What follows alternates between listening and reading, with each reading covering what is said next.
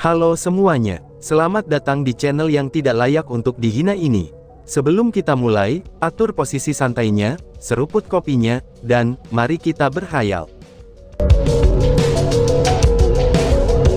Menurut legenda, Murong Xiaoyao pada tahun itu benar-benar bisa disebut sebagai karakter kelas 1. Dia memahami keterampilan bela diri yang sangat kuat, dan metode serangannya juga, itu tak tertandingi di dunia. Bahkan hampir tidak ada yang bisa menghalanginya. Bahkan spiritualis dunia terkenal di Provinsi Azure, yang memiliki metode pertahanan yang sangat kuat saat melawannya, namun ia masih terbunuh dalam satu serangan saja. Pada saat itu, beberapa orang merasa bahwa Murong Xiaoyao akan sama dengan pendiri Azure Dragon, dan menjadi kebanggaan surga pada generasi ini. Namun, tidak ada yang menyangka bahwa dia tiba-tiba menghilang tepat ketika kekuatannya muncul. Pada tahun ia menghilang, itu adalah tahun di mana ia keluar dari zona bahaya.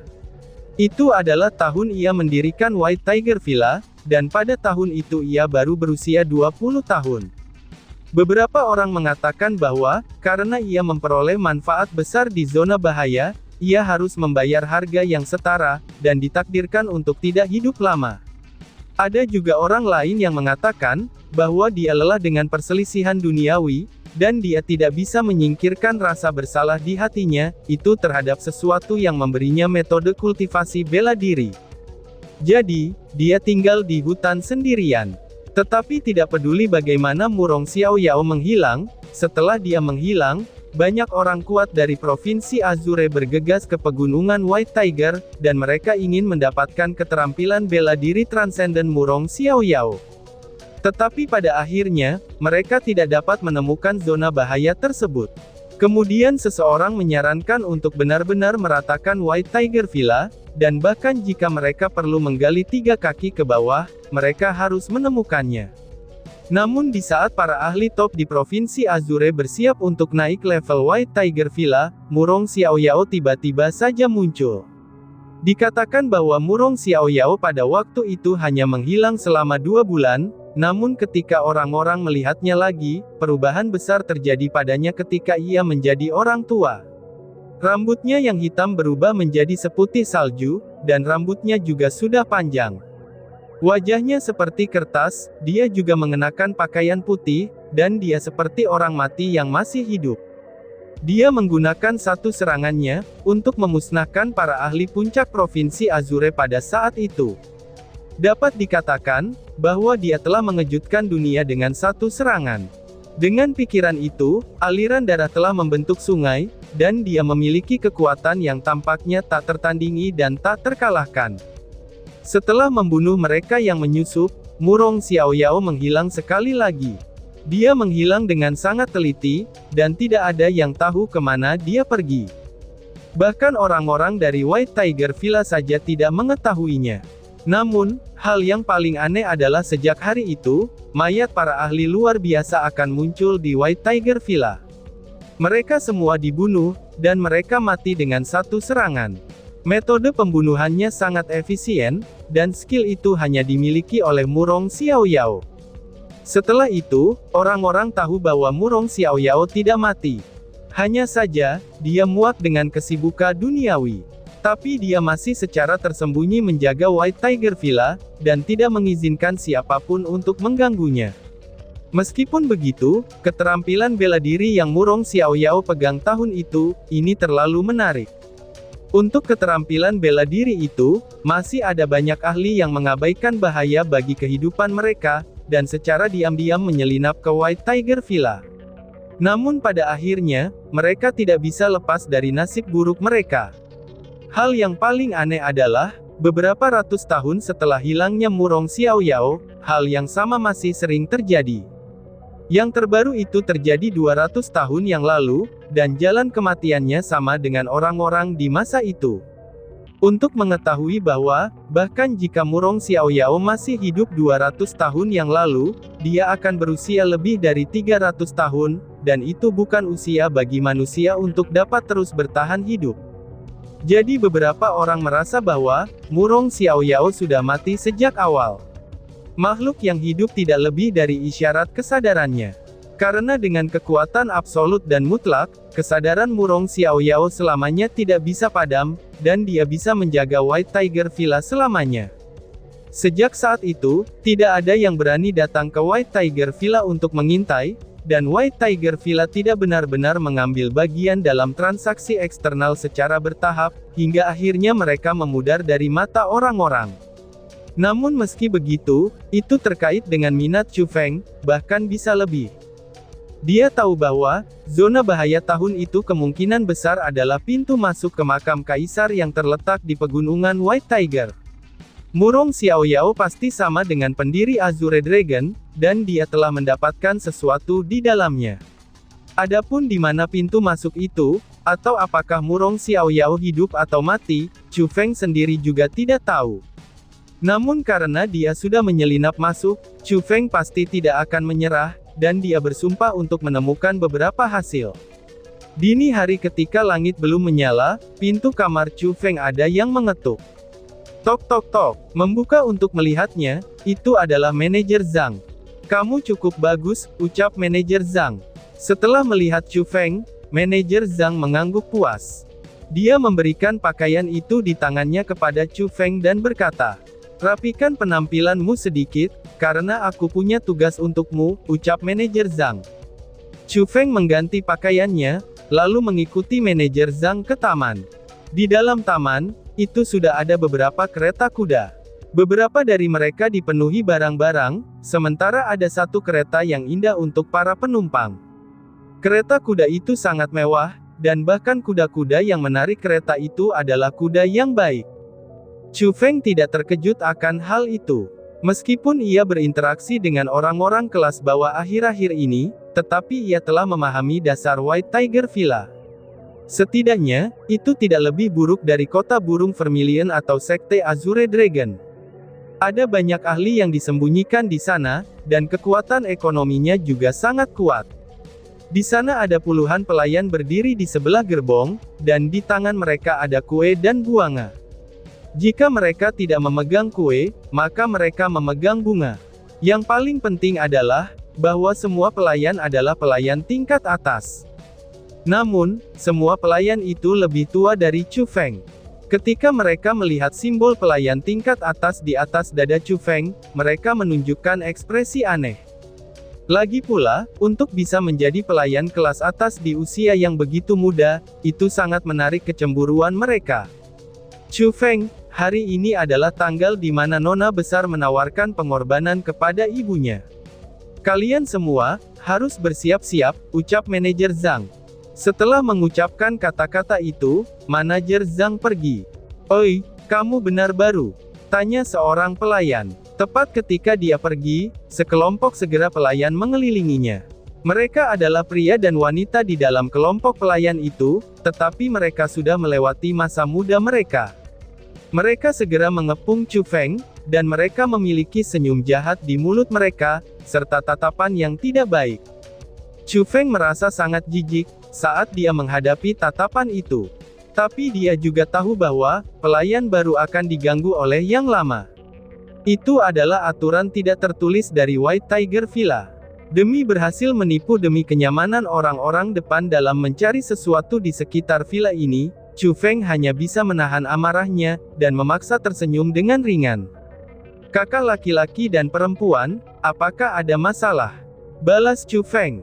Siapa yang kamu panggil sebagai kakak perempuan? Apakah aku terlihat begitu tua?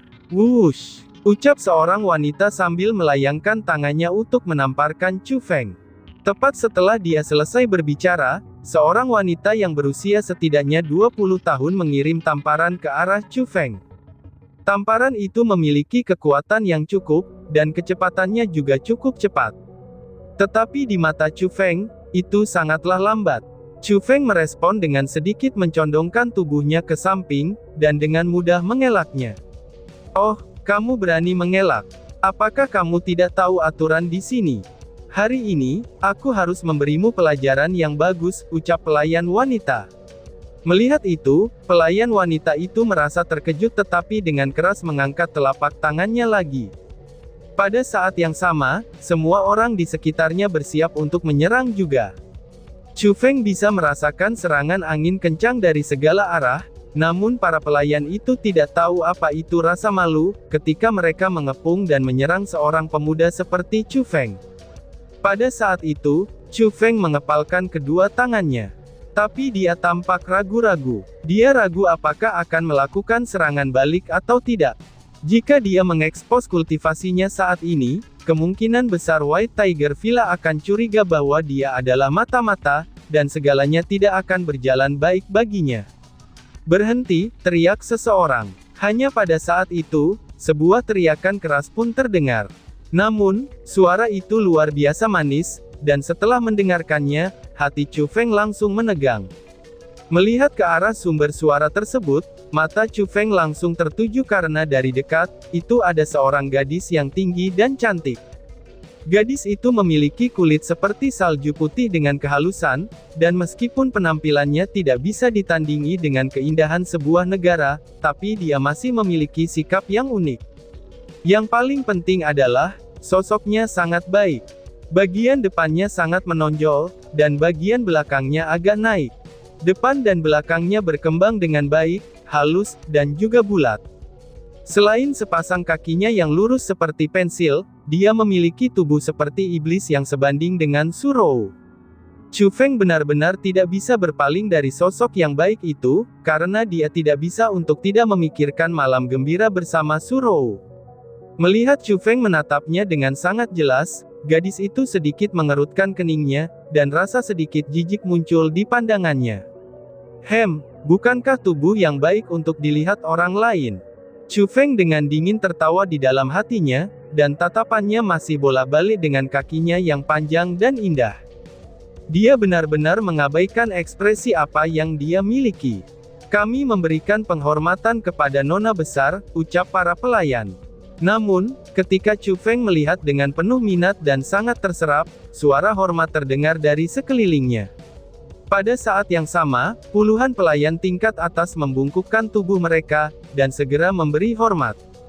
"Nona Besar, apa? Dia adalah Nona Besar dari White Tiger Villa, Murong Xinyu," seru Chu Feng yang tiba-tiba menyadarinya.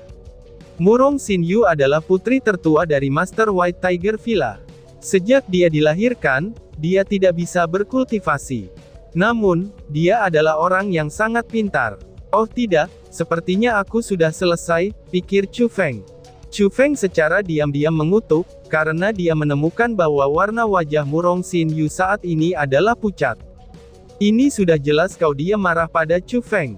Pada saat itu Chu Feng merasa sedikit menyesal, karena dia tahu bahwa dia telah membuat kesalahan besar.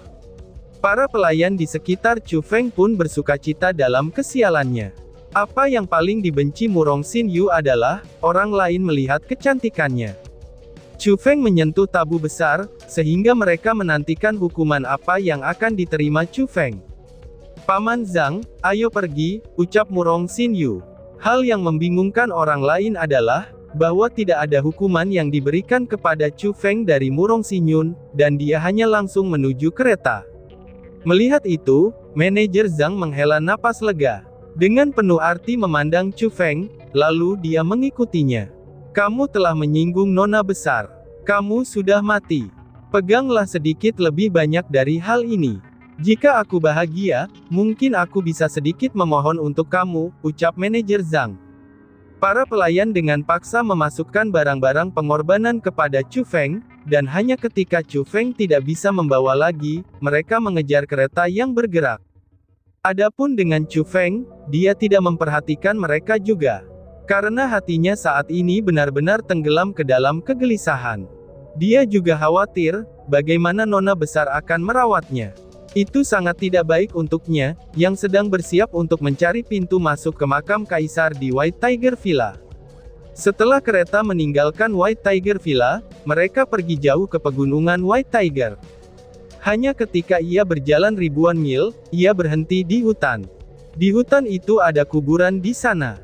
Tanpa berpikir panjang lagi, Chu Feng tahu bahwa itu adalah kuburan Ibu Murong Xinyu. Pada saat itu, para pelayan mulai mengatur persembahan. Namun, pekerjaan utamanya harus dilakukan oleh Chu Feng. Mereka jelas-jelas mengintimidasi Chu Feng, bahkan Murong Xinyu dan manajer Zhang yang melihat itu, tetapi mereka tidak menghentikan mereka. Chu Feng hanya bisa menanggung penghinaan ini, dan menelan keluhannya.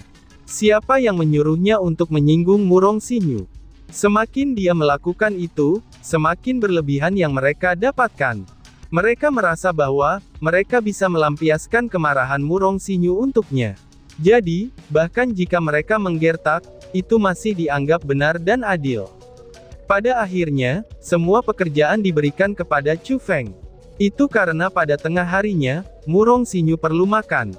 Jadi, para pelayan pergi dan melayaninya. Tetapi hanya Chu Feng seorang diri, yang melayani ibu besar dari Nona yang sudah meninggal. Mereka benar-benar pelayan alami, gumam Chu Feng di dalam hatinya. Melihat para pelayan yang tersenyum di wajah mereka sambil mengelilingi Murong Xinyu, penghinaan bangkit dari lubuk hati Chu Feng. Ternyata Murong Xinyu ini juga tidak baik. Jika kamu akan mempersembahkan korban kepada ibumu, kamu harus bersujud di depan makam ibumu. Namun, dia bahkan tidak melakukannya. Perlakuan macam apa ini? Aura ini, ucap Chu Feng. Tetapi pada saat itu, Chu Feng sedikit mengerutkan keningnya, dan menyapu pandangannya yang tajam ke sekelilingnya. Dia bisa merasakan bahwa ada sekitar selusin kultivator yang mendekat, dan setiap orangnya berada di ranah asal. Yang terlemah adalah di level 1 dari ranah asal, sedangkan yang terkuat mencapai level kelima dari ranah asal. Gemerisik-gemerisik. Sebelum menemukan situasi lama, suara langkah datang dari hutan di sekitarnya. Segera, lebih dari 10 sosok keluar dari hutan. Orang-orang itu mengenakan pakaian hitam, dan mereka hanya mengungkapkan mata iblis mereka. Mereka memegang bilah yang berkilauan dengan cahaya dingin, dan niat membunuh mereka benar-benar terungkap. Siapa kamu? Melihat situasinya salah, manajer Zhang berteriak keras, dan berlari di depan Murong Xinyu. Kemudian dia menempatkan diri di belakangnya untuk melindunginya. Wush wush. Ketika orang-orang berpakaian hitam melihat Murong Xinyu, mereka tidak mengatakan apa-apa. Melambaikan senjata di tangan mereka, dan segera mengepung Murong Xinyu dan menyerang. Tampaknya, target mereka sangatlah jelas. Mereka adalah pembunuh. Lindungi Nona besar. Manajer Zhang berteriak lagi. Kedua lengannya bergerak, dan bayangan pun terbentuk. Dia mengelilingi Murong Xinyu sendirian, seolah-olah dia menjadi tembok tembaga dan besi. Bahkan kelompok pembunuh yang membawa senjata, mereka tidak bisa menembusnya. Itulah yang disebut dua tinju tidak bisa bertarung dengan 4 tangan. Dan selain itu, ada begitu banyak orang di sekitarnya yang menyerangnya. Bahkan ada orang yang tidak lebih lemah dari manajer Zhang, sehingga dia dengan cepat tidak dapat melanjutkan. Dentang. Tiba-tiba manajer Zhang mengirim beberapa telapak tangannya pada saat bersamaan, dan secara paksa mematahkan senjata musuhnya. Setelah itu, ia dengan keras mendaratkan serangan ke dada pembunuh itu, dan begitu saja mati karena tertabrak serangannya. Namun pada saat yang sama di tubuhnya, dia juga memiliki 2 luka sayatan, dan darah pun mengalir keluar. Nona besar, cepat lari! Teriak manajer Zhang. Menahan rasa sakit luar biasa di tubuhnya, manajer Zhang meraih Murong Xinyu sambil mengusirnya keluar dari pengepungan. Murong Xinyu yang sama sekali tidak memiliki kultivasi, dia jatuh dengan kejam di tanah. Lindungi Nona besar, teriak seorang pelayan. Melihat itu, 2 pelayan segera bantu mendukung Murong Xinyu. Tetapi ketika 2 hawa dingin menerpa, tanpa ada tangisan kesakitan, kedua pelayan itu jatuh dalam genangan darah. Ternyata 2 orang berpakaian hitam itu di tingkat 2 ranah asal, dan sekarang sudah menerkam ke arah Murong Xinyu. Adegan itu menakutkan para pelayan yang tersisa. Tidak hanya mereka tidak memblokir lagi, mereka bahkan mulai melarikan diri, dan meninggalkan Murong Xinyu sendirian. Tapi itu cukup dimengerti. Ketika itu terkait dengan kehidupan mereka, kebanyakan orang akan melakukan hal yang sama juga. Dasar sekelompok bajingan, teriak Murong Xinyu dengan kesal. Melihat para pelayan yang meninggalkannya dan berlari untuk hidup mereka, Murong Xinyu menggertakkan giginya dengan marah. Setelah mengutuk pelayannya, dia berputar dan ingin melarikan diri. Namun, kecepatannya berbeda jauh jika dibandingkan dengan para pelayan itu. Dengan sedikit kecerobohan, dia tersandung dan jatuh lagi. Pada saat yang sama, dua orang berpakaian hitam sudah mendekatinya. Mereka melambaikan pisau tajam di tangan mereka, dan kemudian menikam Murong Xinyu. Sebelum meninggal, rasa takut akhirnya muncul di wajah Murong Xinyu.